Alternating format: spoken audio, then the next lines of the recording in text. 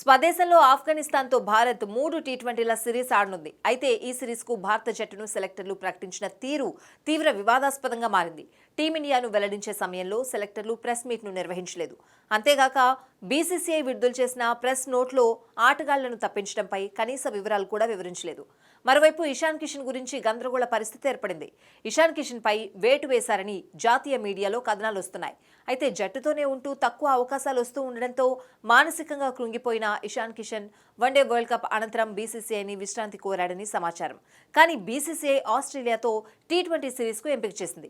చివరి 2 మ్యాచ్లకు బెంచ్కే పరిమితం చేసింది. ఆ తర్వాత దక్షిణాఫ్రికా పర్యటనకు ఇషాన్ వెళ్లాడు. విశ్రాంతి ఇవ్వాలని బీసీసీఐని మరోసారి కోరడంతో ఎట్టకేలకు అతడికి అనుమతిచ్చారు.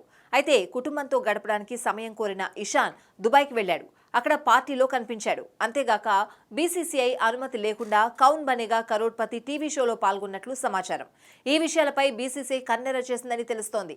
ఆఫ్ఘనిస్తాన్ సిరీస్కు అందుబాటులో ఉంటున్నట్లు ఇషాన్ తెలియజేసినప్పటికీ అతడికి మొండి చేయి చూపించారని సమాచారం.